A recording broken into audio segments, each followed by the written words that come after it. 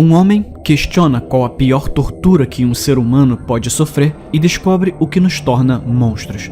Uma mulher acorda e percebe que está em um caixão a 7 palmos. Um jovem volta para casa e cruza o caminho de seu maior perseguidor. Esses são 3 pesadelos que você encontra no meu novo livro. Se quiser 3 histórias de terror surpreendentes e ainda apoiar esse canal, é só ler através do link no primeiro comentário fixado. Agora sim, vamos pro vídeo. Sempre volta. Era o último dia do ensino médio e eu mal podia esperar pelas férias de verão. Entrei no ônibus escolar e sentei atrás do motorista como sempre faço. Eu poderia dizer que Gordon, nosso motorista, estava deprimido. O boato era que ele estava sendo dispensado. 30 anos, ele dirigiu o ônibus para ser demitido por causa do Esquadrão de Pegadinhas. O Esquadrão de Pegadinhas era composto por Tony, Dan e Jean. Na verdade, eles acumularam 3.000 seguidores no TikTok.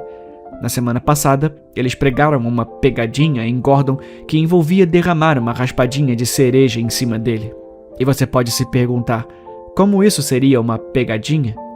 Gordon obviamente ficou chateado e pela primeira vez xingou as crianças. O vídeo se tornou viral e o conselho escolar não quis ficar mal. Então, eles o estavam deixando ir. Como você tá, Bob? Animado para o ensino médio? Gordon me perguntou. Ele me conhecia pelo nome porque eu agradecia a ele todos os dias quando saía. Eu podia ouvir o desespero em sua voz. Principalmente eu tô pronto para as férias. Olhei de volta para o esquadrão de pegadinhas. Jean tinha o que parecia ser uma pistola de água. Aí, é melhor ficar de olho nesses engraçadinhos, eu disse a Gordon. Eu acho que eles estão tramando alguma coisa. Tá tudo bem. Eles não podem me machucar. Não mais. Foi quando percebi que não estávamos seguindo a rota normal do ônibus. As crianças olhavam em volta, confusas, sussurrando umas para as outras, imaginando para onde estávamos indo. Gordon pegou o microfone e falou no sistema de som do ônibus. Eu dirijo esse ônibus há 30 anos. Quando comecei, as crianças se comportavam muito bem. Era uma alegria. Como se fosse uma deixa, o esquadrão de pegadinhas entrou em ação. Jean começou a gritar e borrifar a pistola de água por toda parte, enquanto Dan e Tony gravavam. A água estava vermelha, brilhante e manchando tudo. Gordon estava chorando. Parecia que ele tinha um discurso inteiro planejado, mas o esquadrão de pegadinhas estragou tudo. O ônibus começou a subir uma grande colina, um penhasco íngreme a poucos metros da estrada. Ele me olhou no espelho e fez um gesto para que eu fosse até ele. O que foi? Você quer que eu tente impedi-los? Ele se levantou do assento, ainda com cuidado de manter as mãos no volante e o pé pisando fundo no acelerador. Senta, ele disse. Ele foi assertivo, então eu escutei. Ele se virou para me prender com o cinto de segurança. Você é o único que já me agradeceu. Ele puxou o volante bruscamente. O ônibus voou em costa abaixo a 120 km por hora. Bateu com força e começou a rolar, girando como uma tora em um torno. Gordon e todo o ônibus de crianças dançaram, batendo para cima e para baixo. Os gritos foram silenciados por ossos quebrando e pescoços estalando enquanto o caixão de metal rolava e girava. No sopé da colina, após a colisão final, na terra poeirenta, tentei gritar por socorro com as costelas quebradas. Ninguém mais estava se movendo.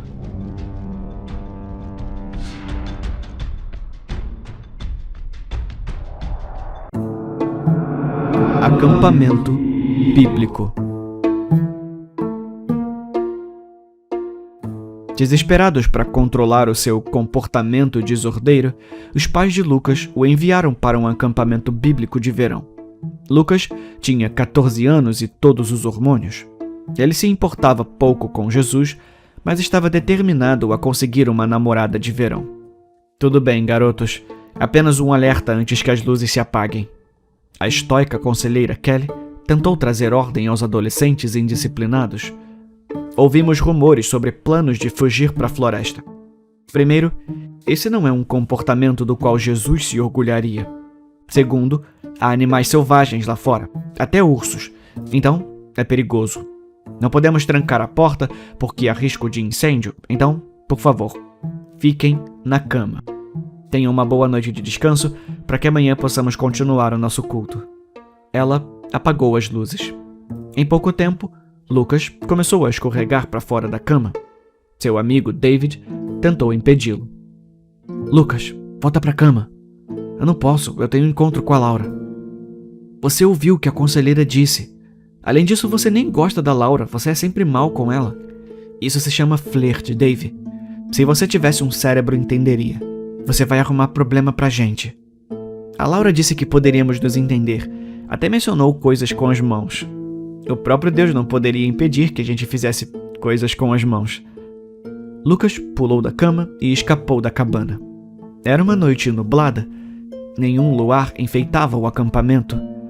Lucas verificou se havia movimento e correu para as árvores. Laura deveria estar apenas um pouco na floresta, o suficiente para que ninguém os incomodasse. Mas era difícil dizer o quão fundo ele estava indo no escuro e... A armadilha de urso prendeu no tornozelo de Lucas, quebrando-o imediatamente. Ele gritou de dor ao cair no chão. Ele tentou separar as mandíbulas da armadilha, mas ela segurava firmemente sua perna quebrada. Ele gritou por socorro. Seu tornozelo latejava. Cada batida do coração disparava de dor em sua perna. Uma lanterna estalou. A luz do LED o cegou. Lucas, por que eu não estou surpresa? Era a conselheira Kelly. Por favor, me ajuda. Eu vou, em um segundo. Primeiro, por que você está aqui fora? Deus está ouvindo, hein? Não minta pra mim. Foi um desafio. Os outros meninos me desafiaram. Mesmo? A lanterna virou e iluminou Laura. Ele queria fazer coisas pecaminosas comigo, senhorita Kelly. Isso não é verdade. Lucas mentiu. Por favor, tira isso de mim. Você mentiu pra mim, Lucas. Acho que você precisa de um tempo pra orar. Vamos buscar você pela manhã. Não grite muito alto. Eu não estava mentindo sobre aqueles ursos. A lanterna se apagou. Lucas foi deixado sozinho na armadilha. Em vez de rezar, ele procurou uma vara grossa para abrir a armadilha. Ele ouviu um farfalhar nos arbustos. Não seja um urso, ele pensou. Da escuridão, rastejou o que poderia ser um cachorro. Graças a Deus, não era um urso. O lobo afundou suas presas na garganta de Lucas, despedaçando a carne enquanto balançava a cabeça. Sangue jorrou de seu pescoço enquanto ele tentava gritar, mas nenhum som saiu.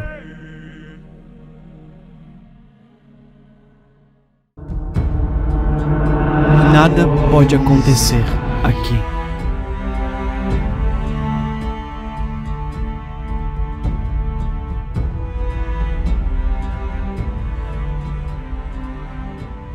Não é até que seja tarde demais, muito tarde, que você percebe que deveria ter fugido quando teve a chance.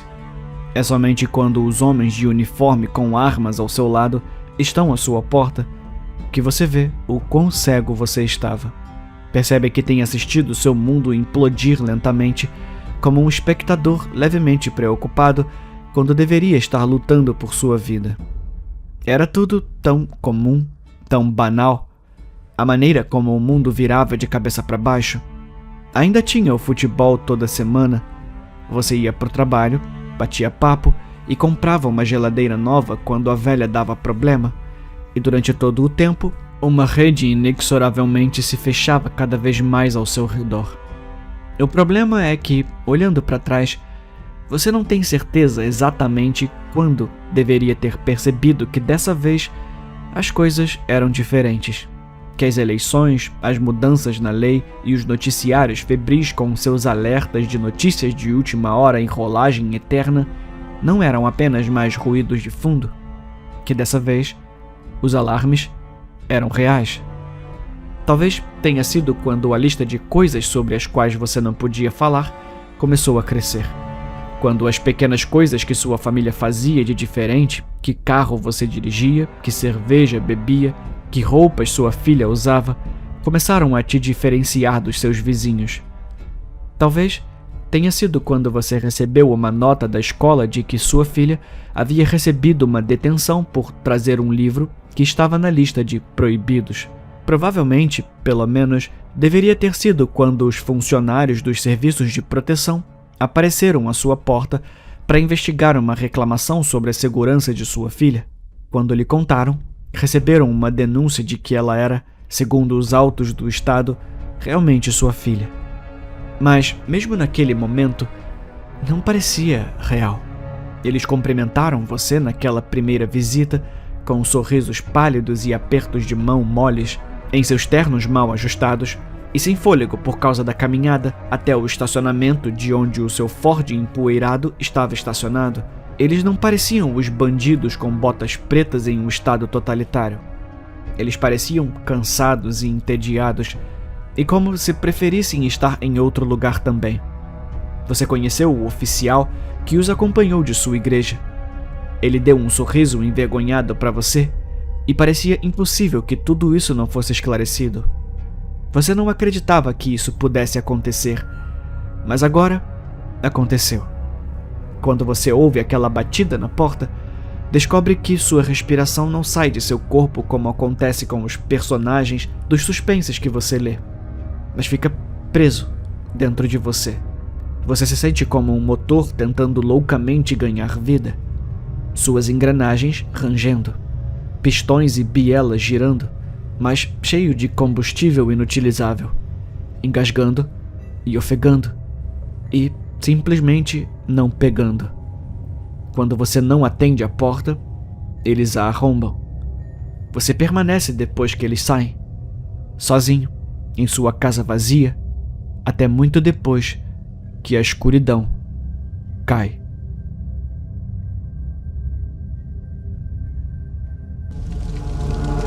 Atenção, moças, aqui estão 5 ótimas dicas para cuidar do seu marido.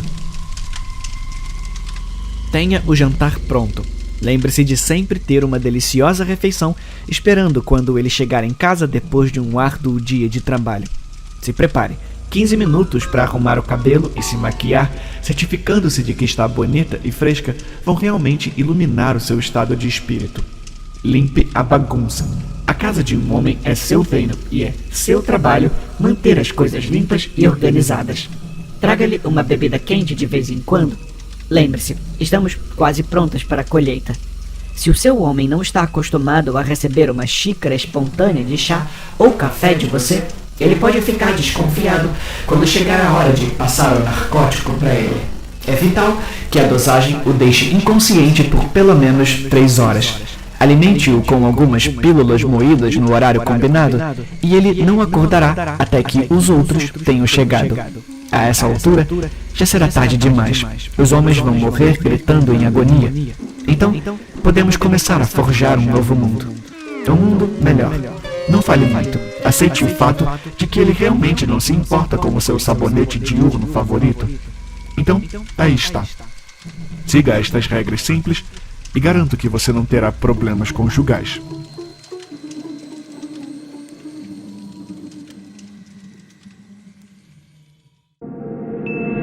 Eu instalei um aplicativo para monitorar o histórico do navegador dos meus filhos. Eu gostaria de poder esquecer o que eu vi.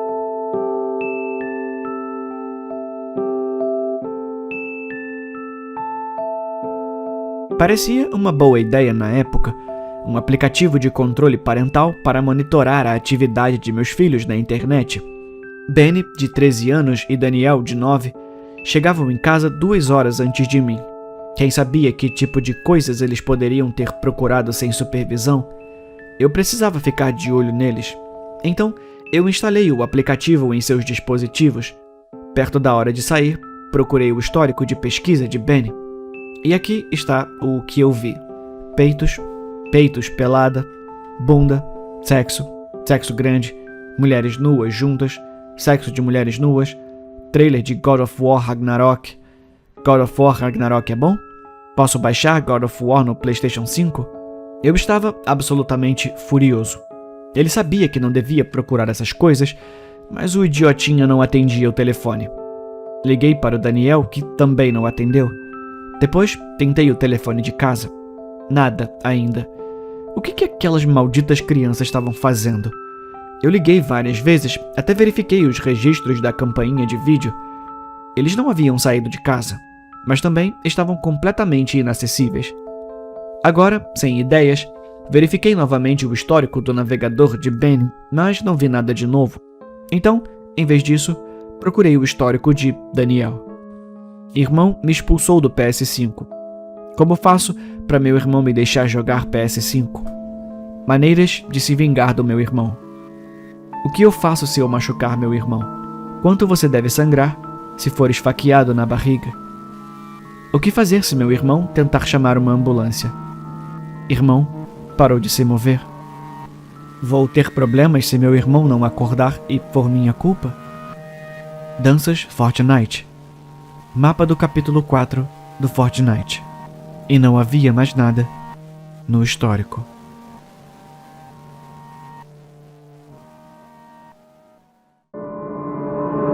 O meu marido está constantemente mexendo no Feng Shui da nossa casa, e isso está prejudicando o nosso relacionamento.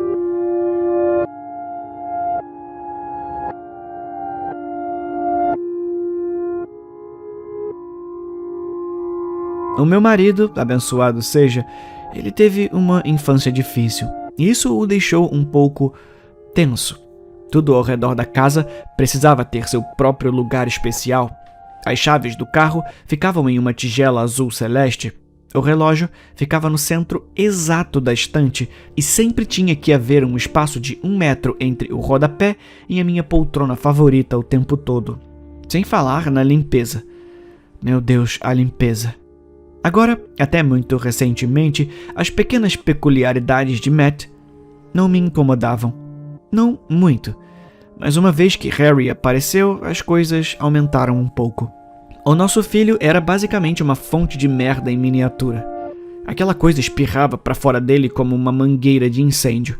Então, Matt esterilizava compulsivamente todas as superfícies dentro da zona de respingo repetidas vezes. Suas mãos estavam constantemente cobertas por essas bolhas roxas feias de todo o esforço que ele colocava. Eu me ofereci para ajudar, mas isso só o deixou furioso.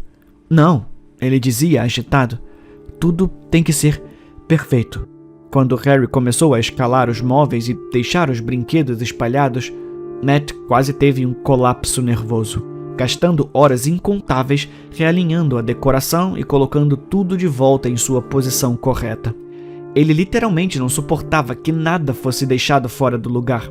Então, uma noite, enquanto catalogava a gaveta de talheres, certificando-se de que as colheres ainda estavam em ordem alfabética, ele disse: "Eu tive uma ideia que vai manter as coisas limpas e organizadas para sempre." Eu disse a ele para compartilhar comigo quando ele finalmente terminasse e viesse para a cama. Na manhã seguinte, eu me arrastei para a cozinha e peguei a chaleira, apenas para descobrir que ela não se movia, nem mesmo quando usei as 2 mãos. Nada no balcão se mexia. A lata de lixo estava transbordando de tubos de cola industrial, todos espremidos. Eu zuni pela casa sem conseguir mover vasos, pinturas e até mesmo o maldito tapete. Quando tentei pegar um livro da estante, 6 saíram de uma só vez. Eu teria puxado uma cadeira de madeira para me sentar, mas nenhuma delas deslizou para fora da mesa. Só então, ouvi meu filho gritando lá em cima. Corri para o quarto dele, onde ele estava deitado na cama. A pele ao longo de suas costas estava fundida ao colchão, e quando tentei puxá-lo para cima, essa enorme tira de carne começou a se soltar como um pedaço de velcro. Eu disse a Harry para ficar calmo enquanto pedia ajuda, mas quando me virei, uma lata de aerosol disparou a centímetros do meu rosto e eu desmaiei. Acordei lá embaixo, presa à minha poltrona favorita pelos braços, pescoço e tornozelos. Era tanta cola seca que não aguentei sem me esfolar viva também. Eu me tornei uma mosca, presa em uma teia de aranha. Matt estava inclinado sobre mim, movendo a cadeira de um lado para o outro até que ela ficasse exatamente a 1 metro do rodapé. Aqui, ele disse sorrindo enquanto se afastava. Perfeito.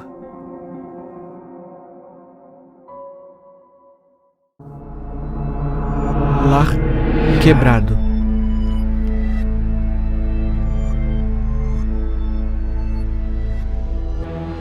Vamos começar do começo, Sra. Jameson. Como você descreveria a relação entre Liam e seu pai? Padrasto. O Frank era seu padrasto. Ah, eu entendi. Como você diria que eles se davam antes de tudo isso? Ele tinha medo dele, disso eu sei. Algum incidente em particular que vem à mente? Ele é bom, sabe? No fundo do coração. Eu sei disso, mas não foi fácil. Ele pode ficar muito zangado. De que maneira? Ele nos avisava quando não estava feliz conosco. Batia com a mão na mesa, nos ameaçava. Ele era melhor para mim, mas eu também sentia. Atenção, sempre tendo que pisar em ovos ao seu redor. Dos olhares de desprezo. Você não pode viver assim. Não por muito tempo de qualquer maneira. Alguma violência? Ele nunca foi violento comigo. Na verdade, às vezes ele puxava meu cabelo. Talvez me agarrasse pelo pescoço, mas nunca passava disso. Então, houve violência. Ele nunca admitiria isso, sabe? Ele era orgulhoso assim, forte. Queria me proteger. Mas eu vi os hematomas. Nunca um dia sem novos hematomas. Há quanto tempo isso vinha acontecendo? Já começou quando o Frank se mudou. Ele assumiu o controle da casa imediatamente e tem piorado desde então. Lamento ter que fazer essa pergunta, mas por que você não denunciou? Eu realmente queria, mas ao mesmo tempo eu não podia. Não apenas o amo, mas também temia como ele reagiria quando descobrisse. Eu tinha medo que ele nos matasse. Há quanto tempo Frank mora com você? Há cerca de 1 ano agora, mais ou menos. É muito tempo para viver com medo. É, realmente. Vamos repassar a noite, especificamente. Eu entendo que você ligou um pouco depois da meia-noite. Sim, foi um dia ruim, mas só piorou. Quando ouvi Frank gritando no andar de cima e móveis quebrando contra as paredes, eu sabia que tinha que fazer alguma coisa. Então você decidiu intervir. O quê? Não, do que você tá falando? Acabei chamando a polícia. Eu sinto muito, Sra. Jameson. Eu não tenho certeza se eu tô entendendo. Você esfaqueou ou não Frank com a faca de cozinha? Não, por que diabos eu faria isso? Para proteger o seu filho? Para impedir Frank de machucá-lo? Você tá falando sério? Você não ouviu uma palavra do que eu disse? Frank é o homem mais gentil que eu já conheci. Ele não faria mal a uma mosca. Desculpa, eu acho que eu não entendi. É do Liam que eu tenho medo. Você não sabe do que aquele garoto é capaz, detetive. Pelo amor de Deus, não o perca de vista. Você tá me dizendo que Liam matou Frank? O Liam não é normal, detetive. Como você acha que eu perdi o meu primeiro marido?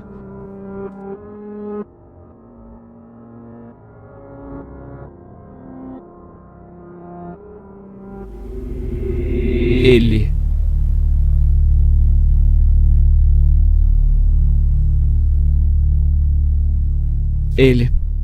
Ele era o monstro imaginário no meu armário. Seu nome, uma escolha gramatical que meu eu de 4 anos pensava ser o maior nome da história dos nomes. Era apenas ele. Eu, aparentemente, o descrevi como um homem alto, de óculos, mas nunca vi seu rosto. A minha mãe, é claro, achava que tudo não passava de imaginação infantil, mantendo minha mente ocupada tarde da noite, quando eu não conseguia dormir. Não me lembro muito sobre ele, visto que a última vez que o vi foi quando eu tinha 6 anos. Um rangido na porta me acordou do meu sono e, supondo que fosse minha mãe, fingi que estava dormindo. Mas eu ouvi algumas conversas. Alguns sussurros entre duas pessoas que meu eu privado de sono não conseguia ouvir direito. Uma coisa que notei é que não soava como minha mãe. Vozes ásperas que infundiam medo em meu pequeno coração, agarrando-se aos cobertores, porque algo não estava certo. Onde a minha mãe estava? Por que ela não estava aqui? Quem eram esses invasores? Apesar de todo o meu pânico, quase não ouvi a porta do armário abrir, mas de alguma forma, eu fiz. Espiei com um olho aberto, me perguntando o que exatamente estava acontecendo. Um homem com uma cicatriz descendo pelo olho encontrou meus próprios olhos, e eu congelei mais uma vez. Ele sorriu, seus dentes retos, quase pretos, enviando calafrios por todo o meu corpo. Ele pegou um objeto, um que eu não podia ver, brilhando ao luar da minha janela aberta. Eu me preparei para o impacto do que era, fechando os olhos com força. Uma arma, uma faca talvez, mas o impacto não veio. Ele estava lá. O homem olhou para ele, com medo em seus olhos, deixando cair o objeto brilhante enquanto o monstro que eu chamava de meu amigo colocou a mão em volta de sua garganta, levantando como se fosse mais leve que uma pena. Sua cabeça virou para a direita, seu corpo se contorcendo por um momento ou dois antes de cair mole. Ele o jogando como uma boneca de pano. O outro homem ficou com medo, quase esquecendo que eram dois. As luzes se apagaram completamente, me deixando em uma escuridão total e vulnerável. Quando finalmente consegui ver de novo, os homens tinham ido embora. Ele também. E desci as escadas correndo para encontrar minha mãe inconsciente deitada no chão. Corri para o telefone, ligando para o número que me disseram para ligar em caso de emergência. Eles encontraram os homens num riacho próximo 2 dias depois. Seus corpos torcidos em ângulos não naturais, seus olhos arrancados das órbitas, órgãos nos lugares errados, membros rasgados como papel. Claro que ninguém acreditou na imaginação de uma criança de 6 anos que o homem no meu armário era real. O caso nunca foi resolvido e ele desapareceu da minha vida. Isso foi há 15 anos. Agora, sentada no banheiro com a porta trancada, enquanto meu marido chega do bar, ouço a porta abrir e fecho os olhos, enquanto sua voz bêbada ecoa pela casa. Mas não estou com medo, porque, em meio ao pânico, posso ouvir a porta do meu armário se abrindo.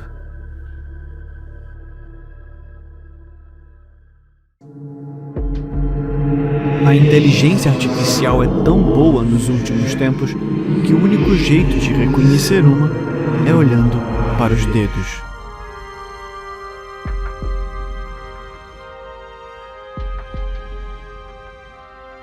E os dentes. Muitas vezes eles têm dentes demais. Ele se inclinou sobre a tela do meu computador e apontou. Como esse. Olha para isso. Ele tentou imitar o rosto na fotografia gerada por inteligência artificial, sorrindo o mais amplamente possível, os cantos da boca se esticando com o esforço. Essa merda desses dentes. Eu apertei meus lábios fechados e passei minha língua sobre o interior da minha boca. E os dedos, aqui. Ele apontou para outro. São muitos. As formas ou tamanhos errados. Mãos humanas não funcionam assim, sabe? Eu fechei meus punhos no meu colo e balancei a cabeça em silêncio. De qualquer forma, você tá fazendo um ótimo trabalho. Continue assim e blá blá blá, e você sabe o resto. E com isso, ele se virou para ir para o seu próprio cubículo. Eu dei um suspiro de alívio. Acho que ele não tinha notado. Quero dizer, a IA se tornou tão boa hoje em dia.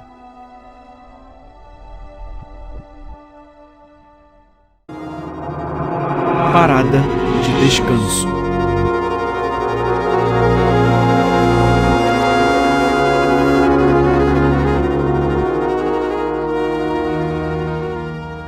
Onde estamos? Lina apoia a cabeça na mão, tentando se concentrar na mulher sorridente do outro lado da mesa. A mulher empurra uma caneca fumegante pela superfície lisa. Você parou na minha casa para uma visita. Ela diz calmamente. Estávamos falando sobre para onde você quer ir a partir daqui. Lina fecha os olhos, lutando para clarear a cabeça. Ela ouve um bip distante e uma conversa desencarnada. Onde está Eve? Ela aperta os olhos para misturar as bordas borradas de sua visão. A sua filha está fazendo companhia a Rufus, lembra? A mulher diz gentilmente. Lina percebe a filha dormindo tranquilamente no sofá. Um grande cachorro preto age como uma sentinela preguiçosa no chão. Uma televisão está desligada, deixando Lina se perguntando de onde vem a conversa. O diálogo soa abafado, quase como se estivesse debaixo d'água. E o que é esse bip? O cachorro levanta a cabeça e, por um momento, Lina jura que os olhos dele não são de um vermelho raivoso e antinatural. E a mulher empurra a caneca fumegante para mais perto de Lina, quebrando o transe. De repente, a mente de Lina fica branca novamente. O quê? Ela hesita, tentando organizar seus pensamentos. Sobre o que estávamos falando? Os olhos da mulher são gentis. Eu sei que é difícil se concentrar. Você estava prestes a me dizer para onde quer ir a partir daqui. Eu fiz uma xícara de chá para ajudar a pensar. Lina bebe lentamente a bebida. É quente e doce, mas ela não consegue identificar o sabor. Isso clareia um pouco a mente. O bip e a conversa fantasma entorpecendo. Estávamos saindo do treino de basquete, Lina diz distraidamente. A mulher observava com expectativa por cima da borda de sua caneca. A cabeça de Lina lateja fracamente. De onde veio essa dor? Em um momento, tudo fica claro. O carro, em alta velocidade, cruzando a dupla linha amarela. A buzina, o vidro estilhaçado. A mulher toca a mão de Lina. Você precisa escolher para onde quer ir. Ela diz baixinho. Eu estou esperando outro visitante. Sua boca torce na última palavra. Para onde a Eve vai? Ela luta para se manter lúcida. A mulher lança um olhar para a criança adormecida. Ela vai seguir em frente. Foi muito rápido. A questão é, você também quer ir? Lina não hesita e não precisa dar voz à sua resposta. A mulher acena com a cabeça assim que o som de cascalho triturado e o flash dos faróis se aproximam. A sua carona está aqui. Ela diz. Eu vou ter que me preparar para o meu próximo convidado. Lina pega Eve em seus braços, saboreando a sensação de sua filha abraçada a ela. Ao passar pela porta, Lina olha para trás e vê uma mulher grogue esfregando o rosto na mesa. Sua anfitriã sorri mais uma vez e por um momento Lina a vê de novo. Todos os ângulos agudos, o que era Rufus deslizando à vista. As pernas muito longas, juntas, dobradas desajeitadamente. Sua anfitriã sorri, os dentes se estendendo até os olhos enquanto ela fecha a porta. Nem todos os meus convidados merecem uma recepção calorosa assim.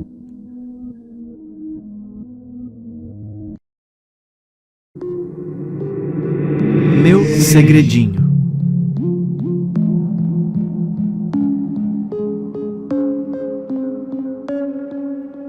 Ela está fazendo isso de novo. Eu não deveria estar em casa tão cedo, mas tive a sensação de que estava acontecendo de novo. Eu tinha razão. 5 homens diferentes nos últimos 6 meses. Entro furtivamente em casa e coloco minha bolsa no chão silenciosamente. Sento-me à mesa e choro. Ela prometeu que pararia quando eu a confrontei. Isso foi depois do segundo cara. Isso nunca vai parar. Ela mentiu pra mim de novo. Eu já planejei tudo. Quando para, pego minha bolsa e saio de casa e volto mais tarde quando devo. Dou um beijo nela quando chego em casa e jantamos. Eu deito na cama e meu coração está batendo forte. Ela me dá um último beijo e depois finjo dormir até ela adormecer. Entro no banheiro e me agacho na banheira, eu começo a chorar e faço barulho. Ela vem para me verificar. Quando ela se abaixa para perguntar qual é o problema, enfio a faca de cozinha nela. Ela diz que me ama e implora para que eu pare. Eu não paro. Eu faço isso de novo, e de novo, e de novo. Eu não tinha certeza se eu poderia fazer isso.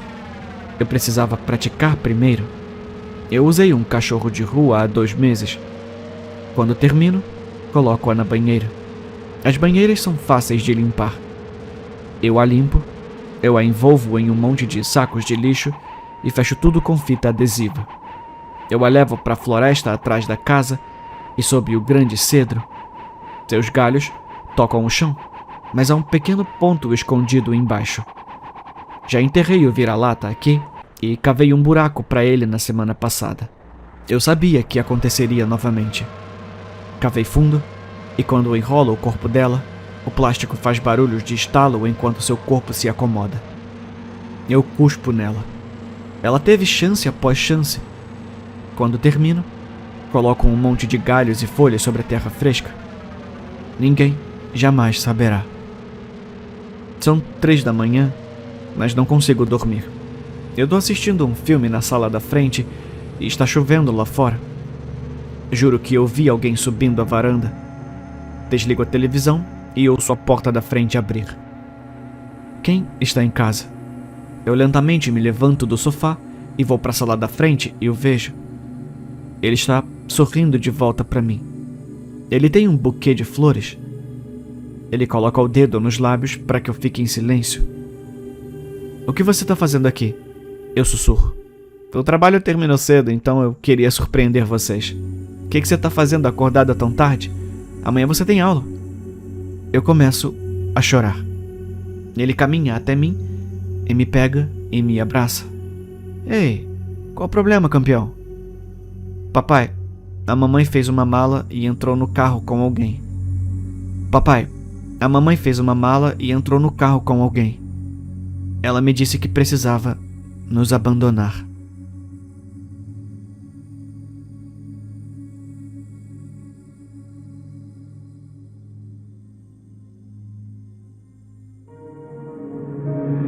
Eu me arrependo de ter me tornado um reparador de hologramas.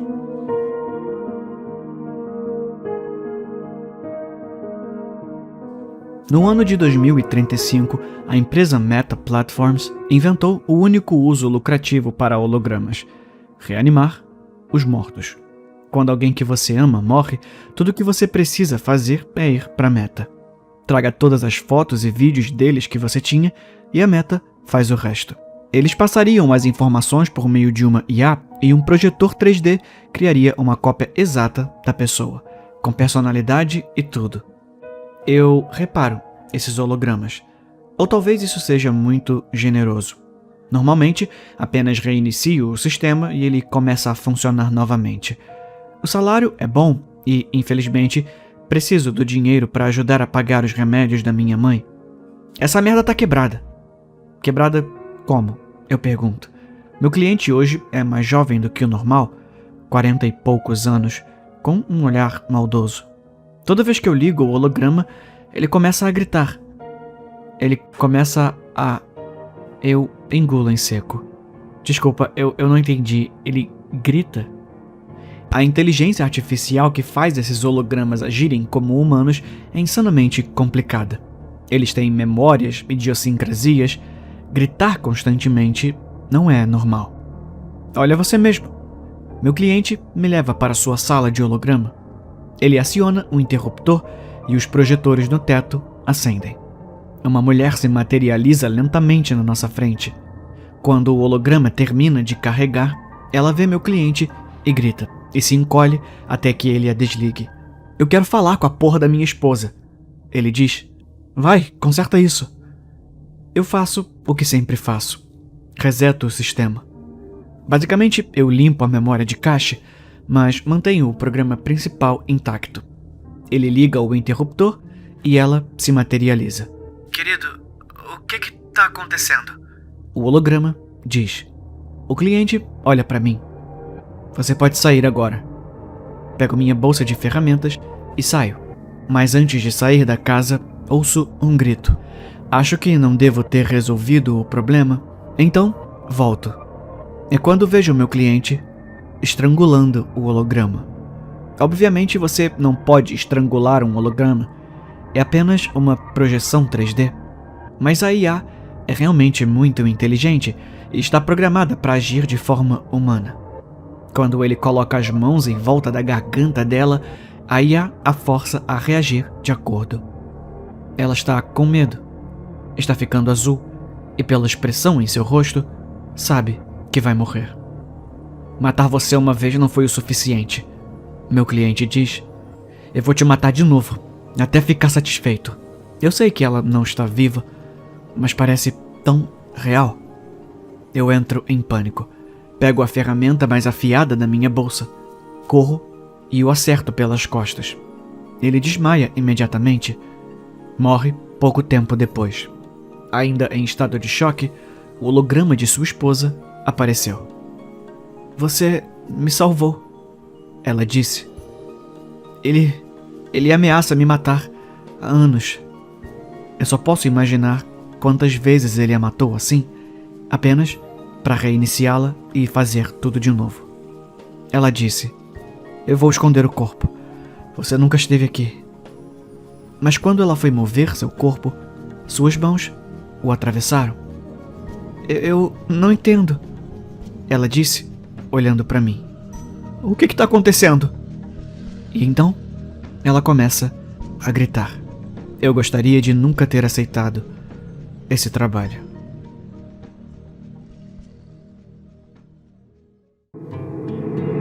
Eu fico gorda nesse jeans?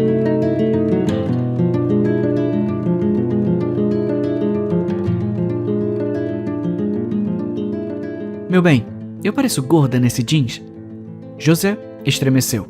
Se ele deixasse escapar imediatamente, ela faria uma careta. Insistiria que ele está mentindo. Muito tempo e não há como evitar o tapa na nuca dele. Mesmo que a vendedora esteja assistindo. Especialmente se a vendedora estiver assistindo. Seus olhos voaram sobre ela. Uma bola redonda de gordura se derramava sobre a cintura de seu jeans, descansando sobre o início de suas pernas envoltas como salsichas. Você... ficou legal. Seus olhos redondos o observavam, forçando seu olhar para baixo em seu colo. Ele esperou pelo tata e sacudida de sua cabeça, mas não veio. Em vez disso, as cortinas se fecharam. José afundou em seu assento, esfregou as bochechas. Foi por pouco. Ele estava se acostumando com o humor dela, mas não exatamente. Ele prometeu a si mesmo que faria melhor da próxima vez. Ele olhou para cima e seu estômago vibrou. A cortina a cobria de uma ponta a outra. Ela não colocaria a cabeça para fora, esgueirando olhares suspeitos como da última vez. Ele rapidamente se virou para a vendedora, mas ela estava conversando com outra cliente. José manteve seus olhos esbugalhados nela, desejando que ela olhasse em sua direção. Quando o fez, ela levantou uma sobrancelha e gritou do outro lado do mar de roupas. Você tá bem? José congelou. A cortina guinchou contra sua haste. Ela trovejou para fora, os olhos correndo freneticamente entre eles. Desculpa, disse a vendedora e apontou para José. É que ele parece estar doente. Vamos, ela cuspiu, puxando-o para cima de seus ombros. Então, eles saíram. Algumas semanas depois, a polícia olhava para essa cena repetidas vezes, com os olhos marejados. Eles trabalharam em muitos casos de assassinato e, embora estivessem entorpecidos para a maioria deles, nunca era fácil assistir aos últimos momentos da vida de um garoto de 10 anos.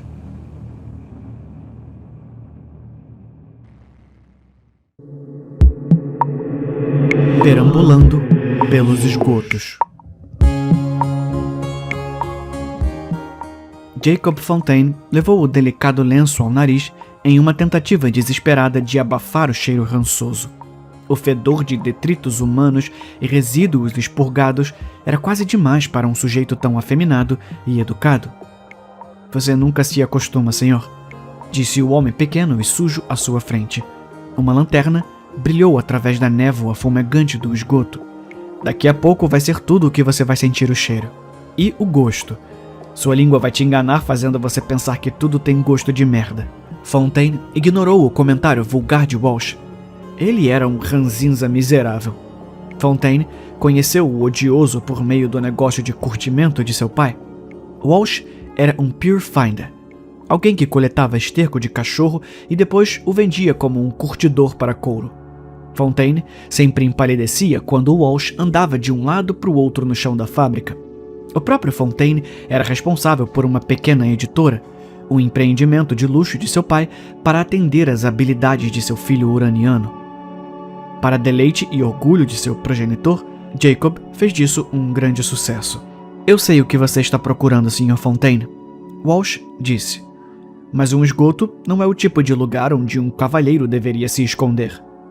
Eu não ia deixar você vir sozinho e desaparecer com tudo. Os olhos de Fontaine lacrimejavam.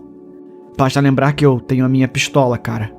Através do esgoto claustrofóbico e assombroso, o par perambulou, flutuando nas águas baixas que corriam em direção ao Tâmisa, aquele poderoso rio conhecido como o Grande Fedor. Navegavam flotilhas fecais. O que os trouxe aqui começou com Fontaine participando de uma discussão em um prostíbulo sobre um cara conhecido como Black Bob, um ladrão prolífico que, quando finalmente apreendido e interrogado violentamente, derramou o paradeiro de seus ganhos ilícitos.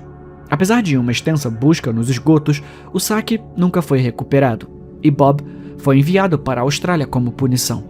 A ganância corria nas veias da família Fontaine, então, no dia seguinte, ele perguntou a Walsh se ele conhecia algum Tosher. Toshers eram os homens que vasculhavam os esgotos. Walsh ofereceu seus serviços. O sistema de esgoto carregava consigo os efluentes de uma Londres pecaminosa, resíduos corporais e partes de corpo, produtos químicos industriais, abortos tardios e recém-nascidos mordiscados por ratos. Um belo centavo foi pago a mulheres sem escrúpulos para criar muitos bastardos, apenas para que a infeliz criança se reunisse com Deus logo depois. A visão de um bebê morto nas ruas ou à deriva no Grande Fedor não era incomum. Eu espero que tenha adivinhado a localização certa, senhor, Walsh murmurou, porque estamos quase lá. Fontaine ficou animado, apesar de se encontrar no canto mais escuro do sistema. Ao chegar, o clarão da lanterna brilhou de forma peculiar. Walsh parecia inquieto. Acho que devemos ir, senhor. O escuro não parece certo. Fontaine sentia o mesmo. Era anormalmente sombrio. Walsh então gritou, quando a escuridão avançou e ficou diante deles. Uma blasfêmia nascida de membros roubados cimentados com dejetos humanos. Estava aguardando a fortuna de Black Bob. Os corpos de Fontaine e Walsh foram encontrados no Tâmisa uma semana depois, mutilados e sem membros. A escuridão permaneceu perambulando pelos esgotos.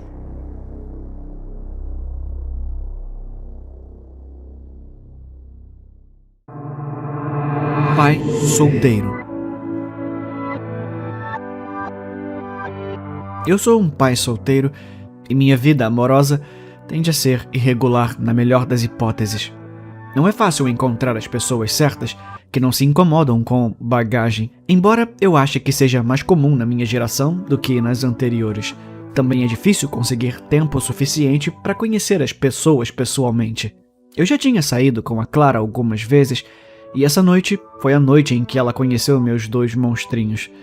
Eu estava nervoso, mas também muito animado. Ela era uma mulher adorável, doce. Eu sabia que meus 2 iriam amá-la. Pelo menos não a odiariam.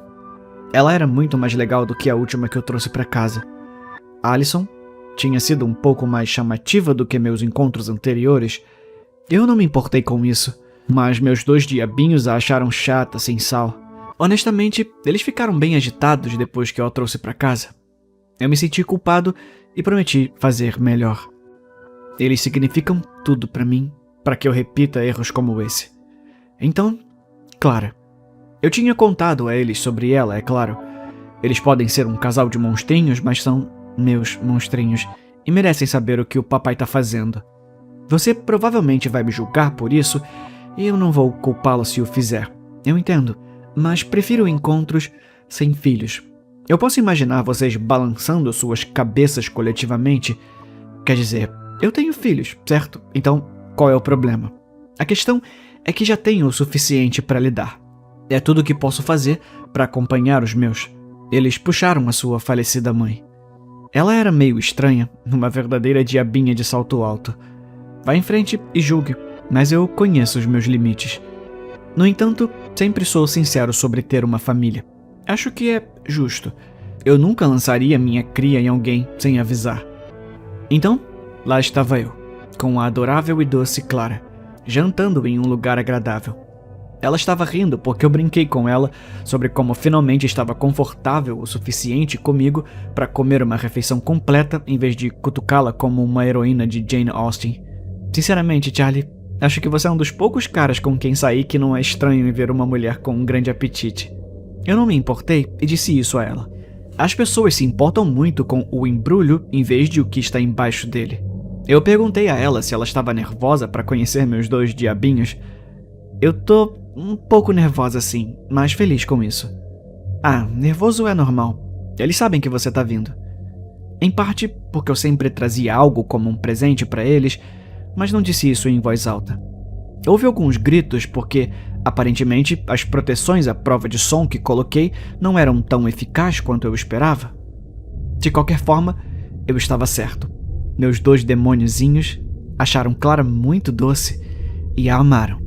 Eu estou de volta à procura de uma mulher a partir de hoje, se alguma de vocês estiver interessada.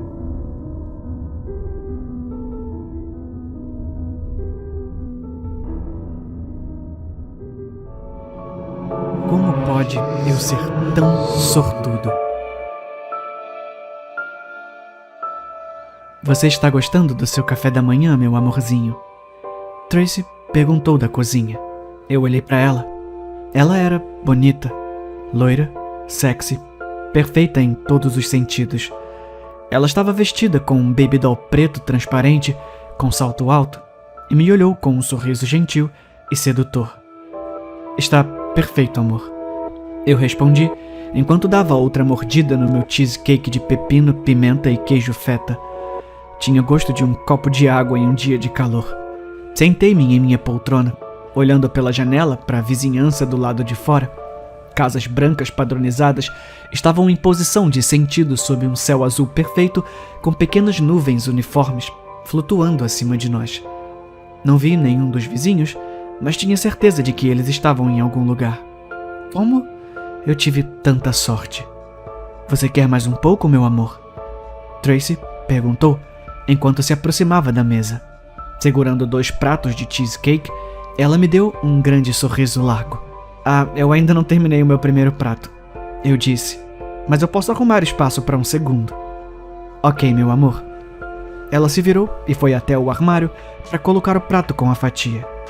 Você não vai colocar na geladeira? Perguntei. Tracy olhou para mim, ainda sorrindo, antes de começar a rir. Ah, sim, na geladeira. Ela repetiu. Obrigada. Ela tirou todos os pratos do armário e os levou para a geladeira. Seus dedos envolveram os pratos como garras. Suas mãos sempre foram tão grandes assim? Ela sempre teve tantos dedos? Eles sempre tiveram tantas articulações? Eu olhei para a fatia na minha frente.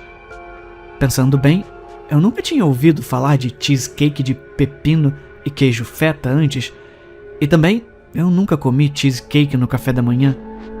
Você quer mais um pouco, meu amorzinho? Rosinho? Tracy perguntou. Eu olhei para ela.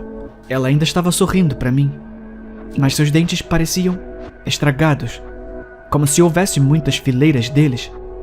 Seus olhos também pareciam ter um formato estranho, e a cozinha ao seu redor parecia tão vazia. Onde diabos eu estava? Que merda era isso?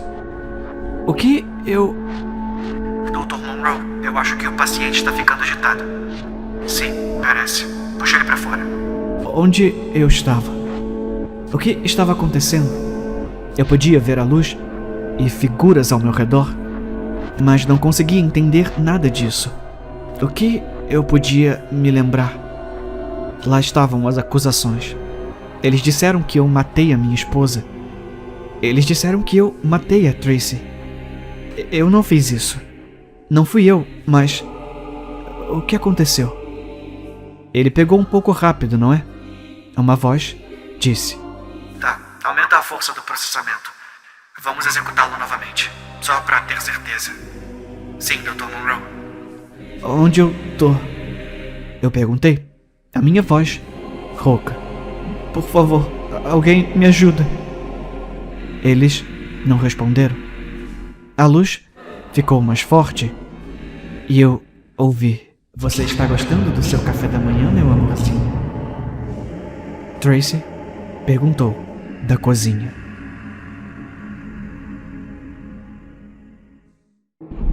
5, 4, 3, 2, 1.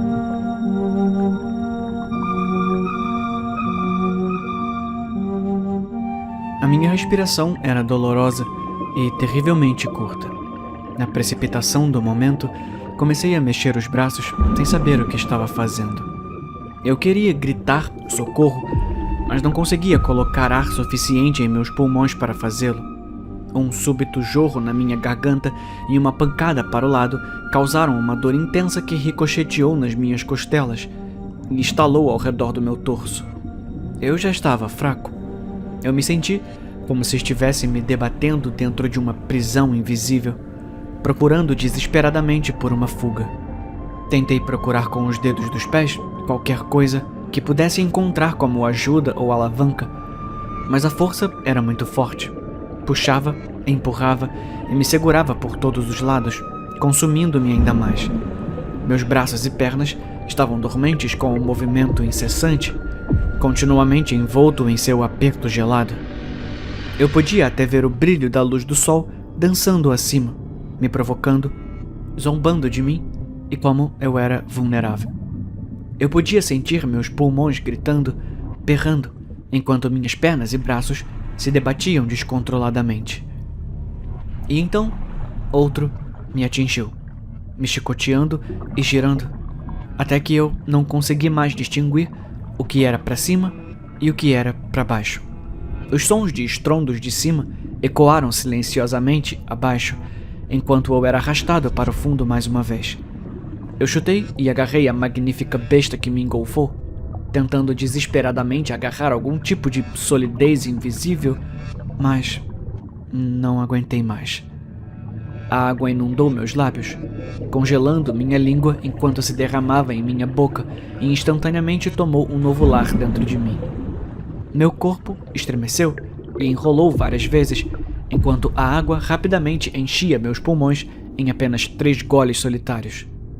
E meus membros não respondiam mais. Meu corpo flutuava silenciosamente. Meus olhos não se moviam mais. A água rolou ao meu redor, me reivindicando como sua. 5 dias para planejar a minha viagem. 4 horas para dirigir. 3 horas para configurar o meu equipamento. 2 horas no mar. 1 minuto de ar.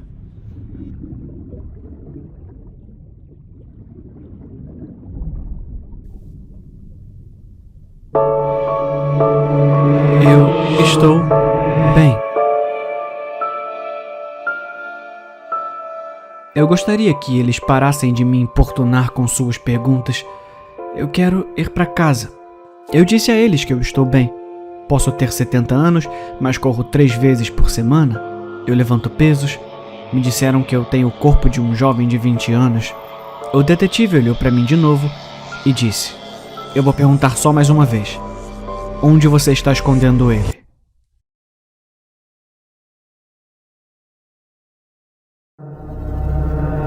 Alerta de qualidade do ar.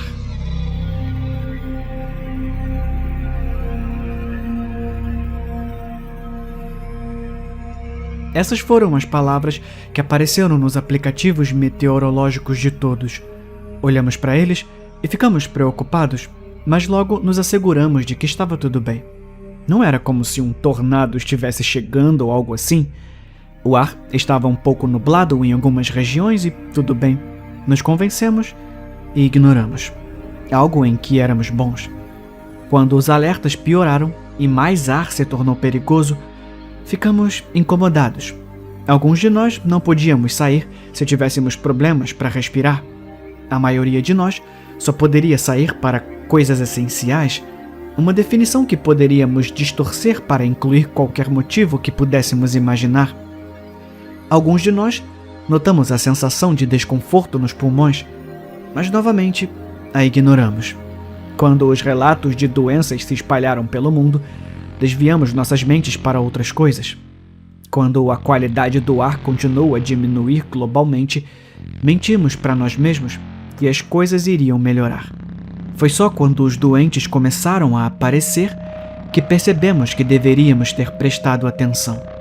Quando descobrimos que os poluentes mortais eram esporos, já era tarde demais. A maioria de nós respirou os parasitas transportados pelo ar, dando origem a uma nova geração de abominações que, por sua vez, afetariam mais pessoas. Foi quando paramos de ignorar. Mas então, não havia mais ninguém para prestar atenção.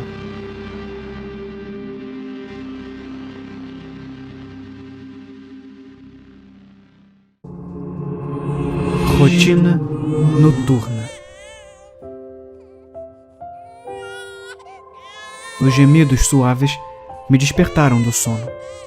Minúsculos, pequenos gemidos enquanto trabalhava em outro ciclo de sono. Eu lentamente me virei na cama e verifiquei o despertador na mesa de cabeceira. 3 horas da manhã, como todas as noites. Agarrando a ponta do edredom, puxei-o em volta do pescoço e me aconcheguei no travesseiro, rezando para que ela se acomodasse. Os gemidos se transformaram em gritos, depois lamentos. O som ecoou pela sala escura, e então penetrou profundamente em meus ouvidos e ressoou em minha cabeça. Eu comecei a chorar. Eu joguei as cobertas em cima de mim e me puxei para fora da cama. Caminhei até ela. Eu a peguei, a embalei em meus braços suavemente e sussurrei: "A mamãe está aqui, meu bem. Volte a dormir." Depois de um tempo, os gritos pararam. Eu me virei, coloquei a urna de volta na prateleira e voltei para a cama.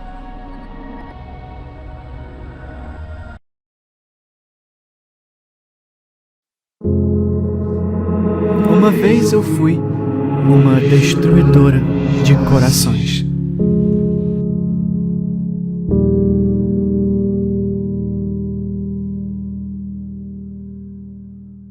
Você não sabe que é bonita. É isso que te torna tão linda. Você já ouviu esse verso na música? Que monte de lixo. Confia em mim, se ela é bonita, ela sabe disso. Como mulher, como não saberia? Não é como se os homens fossem sutis. Esteja eles saindo de seus carros, buzinando como homens das cavernas, ou de repente você vai da última escolha para a primeira em um esporte coletivo na escola.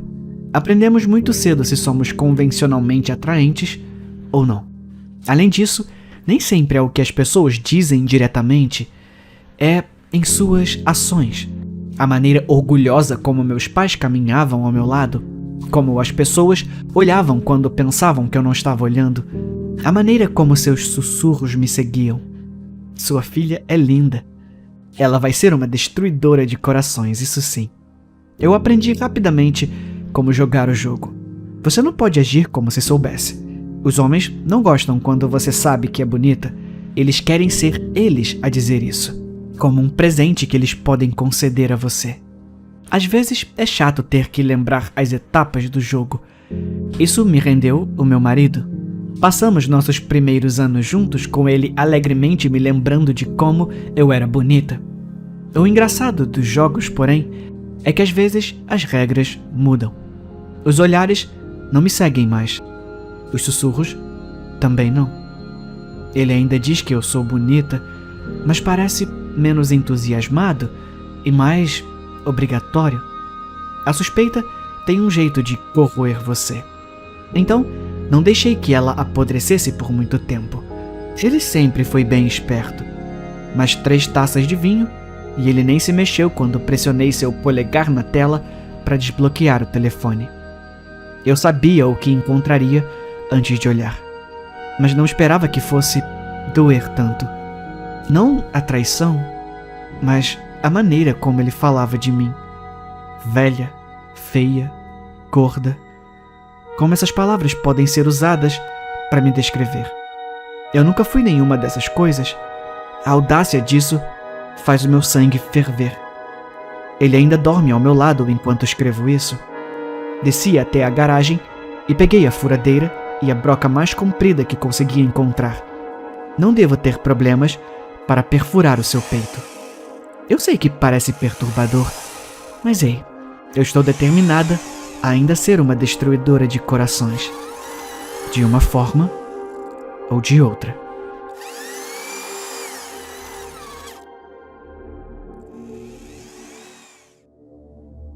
Você não o encontrará no Google Play ou na App Store. Não há nada sobre o jogo em nenhum site público, além dessa postagem de advertência. Não importa se você é uma pessoa boa ou má, ele escolhe os alvos indiscriminadamente. O ponto é que você não pode evitar o jogo. Ninguém pode. Você pode ouvir um sinal reverberante no seu telefone, um número de mortos nas profundezas do inferno. Uma mensagem estranha pode aparecer. Você consegue se esconder? As opções são sim e não. Certifique-se de selecionar não. Quando a notificação apareceu pela primeira vez na tela do meu telefone, eu fiquei atordoado. Sempre presumi que os smartphones eram mais seguros contra a ameaça de vírus do que os computadores, especialmente um iPhone novo. A Apple não deveria ser superior à Microsoft quando se trata de segurança? Boa tentativa, eu respondi. Mas antes de tomar uma decisão precipitada e acabar infectando meu telefone com algo desagradável, decidi fazer algumas pesquisas. Eu não sou exatamente um especialista em computadores, mas não confiei nas opções sim ou não. Eu não queria mexer naquela notificação de forma alguma. Não havia nada sobre um pop-up, você consegue se esconder online. Eu nem percebi que era um jogo até que um usuário do Reddit, cujo nome não vou citar, me apontou na direção de um servidor do Discord para discutir assuntos sobrenaturais. Havia uma sala inteira dedicada ao novo jogo bizarro que estava aparecendo nos telefones das pessoas. Clicar em sim, aparentemente, inicia um jogo de pique-esconde de origem desconhecida. Percorri as muitas mensagens do Discord. Um usuário dizia: Alguém pode me ajudar? Ninguém parece saber nada sobre esse jogo. Meu amigo jogou sem parar por 1 semana e depois desapareceu. Isso foi há 2 semanas. Há grupos de busca diários, mas não acho que vou encontrá-lo. Ele disse que não era realmente um jogo. Ele disse que viu um rosto do lado de fora da sua janela. Um segundo usuário disse: Você deve selecionar não. Outro disse: Eu destruí meu telefone depois de ler essas mensagens. Não vi ou ouvi nada em comum mais. Um quarto usuário disse: Selecionei não, mas continuo ouvindo rangidos. E não acho que seja coisa da minha cabeça. Basta deixar a notificação aberta, pessoal. Você não precisa selecionar nada. O quê? Tipo, pro resto da minha vida? E se alguma coisa acontecer acidentalmente? Destrua seu telefone, como eu disse. Funcionou pra mim. Até aparecer no seu próximo telefone. Tá, e se eu simplesmente desligar o meu celular? Isso parece um pouco menos dramático do que destruí-lo. O que acontece? Seu funeral. Quanto mais eu lia, mais ansioso eu me sentia. Eu esperava que a notificação fosse um vírus, mas todo mundo estava contando histórias de fantasmas. Ai, para de ser um bebê supersticioso, eu disse a mim mesmo. O desaparecimento daquele cara não tinha nada a ver com o jogo que ele estava jogando. Eventualmente, depois de um fim de semana de contemplação horrorizada, eu optei pela ideia de desligar o meu telefone. Na verdade, eu dei um passo adiante e formatei ele. Resetei para as configurações de fábrica. Encontrei meus amigos Corey e Tanya em um parque local na tarde de segunda-feira. Eu planejava contar a eles sobre a minha experiência, mas eles chegaram antes de mim. Por que você não atendeu o telefone o fim de semana todo? Corey me perguntou. A gente estava preocupado com você, cara. Queríamos sair no domingo. Eu não queria ficar segurando vela. Alguns de nós têm que ir trabalhar às segundas-feiras. Eu respondi. Ei, eu trabalho. Corey protestou. Dentro de um pijama no seu quarto? Tânia sorriu. Vocês dois só estão com inveja de que agora que eu tô em home office eu posso ficar jogando videogame longe do olhar atento do meu chefe. Falando em jogos, você já viu esse joguinho novo do Você Consegue Se Esconder? O meu coração disparou e senti como se as palavras de Corey fossem blocos de concreto, arrastando meu corpo pelas tábuas do assoalho. Ele tá obcecado por essa merda. Tânia suspirou. Ele tá jogando todos os dias, desde terça-feira. Acabou de aparecer no meu telefone, então pensei, por que não? Corey riu. Tânia achou que devia ser um vírus, mas é só um jogo legal de realidade aumentada. Corey colocou o telefone na mesa de piquenique de madeira. Já estava aberto em uma janela do jogo. Um mapa da nossa área ao redor.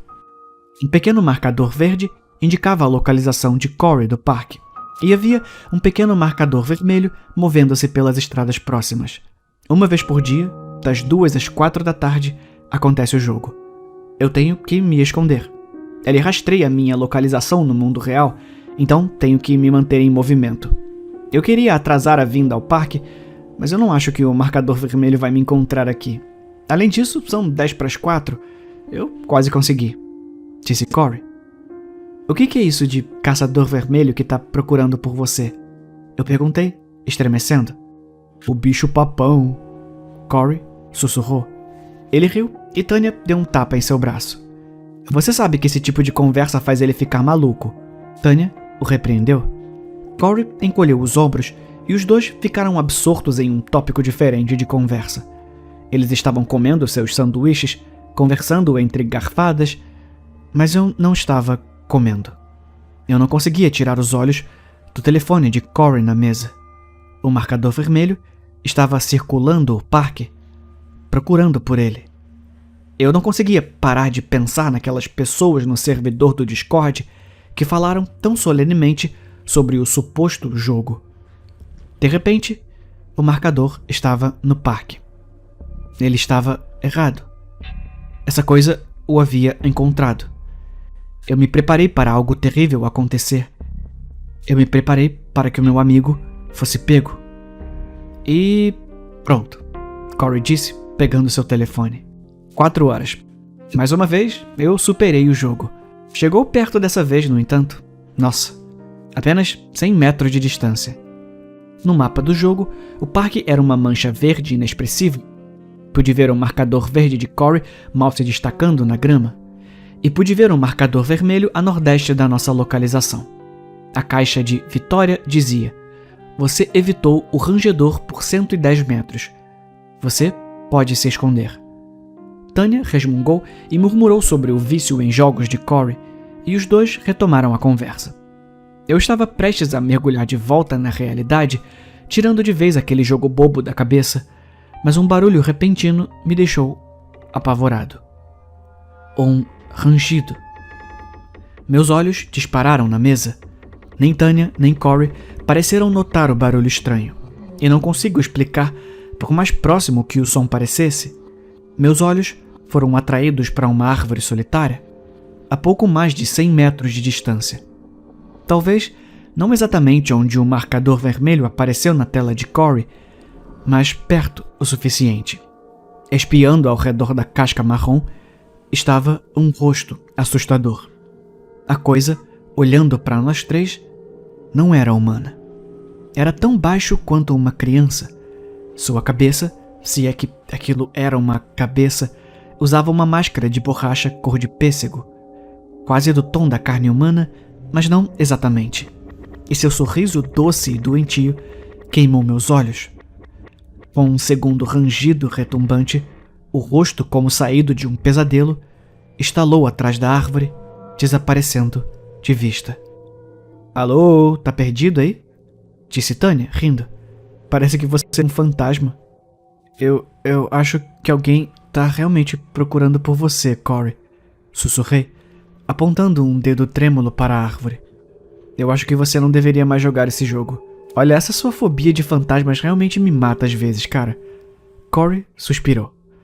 Ai, não tem nenhum bicho papão me seguindo. Eu tenho uma tendência a tremer com imagens e sons do dia a dia. Na minha mente sempre tem um fantasma ou um demônio ao virar da esquina. Desde que meus pais morreram, eu tenho sido assim. Mas eu sabia, sem sombra de dúvida, que não havia imaginado o que via atrás da árvore. Infelizmente, a minha espectrofobia, medo de fantasmas e do sobrenatural, torna muito difícil alguém acreditar em mim quando eu me assusto com alguma coisa. Corey e Tanya me disseram para ir com calma e descansar bastante. No dia seguinte, os dois me ligaram incessantemente no WhatsApp. Eu ainda estava me recuperando da coisa aterrorizante que tinha visto atrás da árvore, paralisado por pensamentos terríveis. O dia de trabalho voou. Eu estava começando a acreditar que talvez eu tivesse ficado doente. Talvez eu tenha sofrido um surto psicótico. Não exatamente. Por volta das 6:30 da tarde, voltando do trabalho para casa, Tanya me ligou. Eu respondi através do painel do meu carro. Eu tô dirigindo agora, Tanya. O que você... Eu parei quando ouvi a minha amiga chorando do outro lado da linha. Tá na casa. Ela sussurrou. O jogo começou. É mais tarde do que o normal. O quê? Fala devagar, respondi. O que tá acontecendo? O jogo começou às 6. Tanya explicou em lágrimas em um sussurro frágil. Eu acho que você estava certo. Acho que alguém está realmente nos seguindo. Vimos um rosto horrível na janela e então ouvimos rangidos na casa. A gente está escondido no sótão. Corey abriu a porta, então não achamos... Você já chamou a polícia? Eu interrompi, com o coração batendo forte. Eles estão a caminho, disse Tanya. 15 minutos. Se pudermos... O quê? Sim, eu tô falando com ele. Não, eu me sinto mais segura com alguém do outro lado da linha. Tá bom. O Corey quer que eu desligue. Ele quer que a gente fique em silêncio. Ok, tá bom, entendi. Respondi trêmulo. Olha, apenas certifique-se de que... Não. Tanya choramingou. Não precisei perguntar o que a assustara. Eu também ouvi. Um rangido no sótão. Parecia tão claro e, mais uma vez, tão próximo.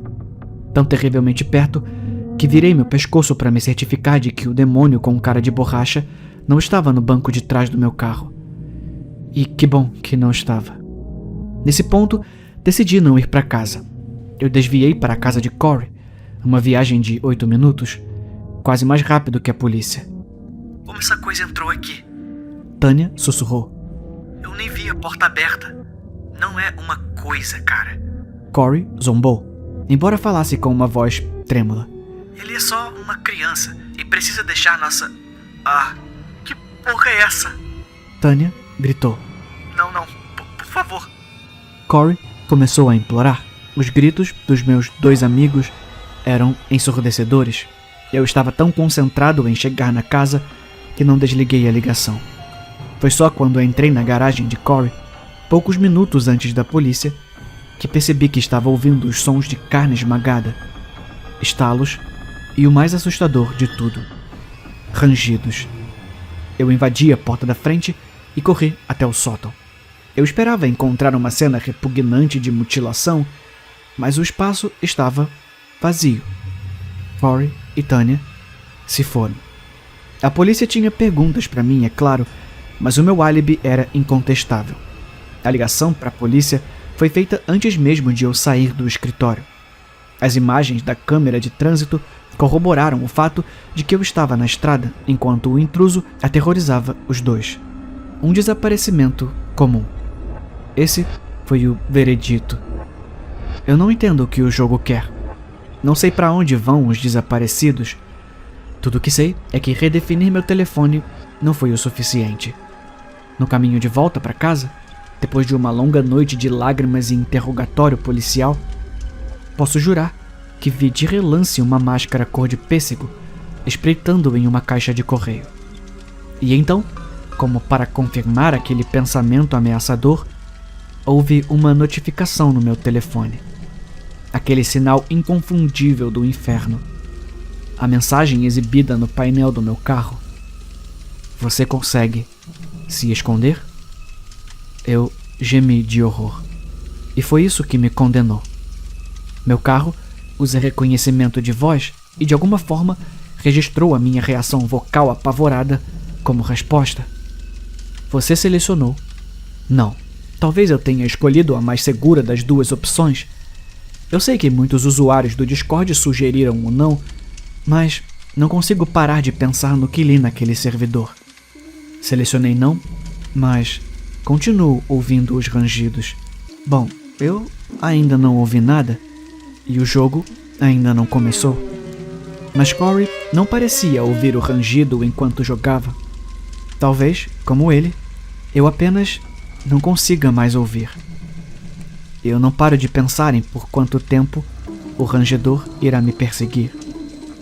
Eu estou horrorizado só de pensar para onde ele pode me levar.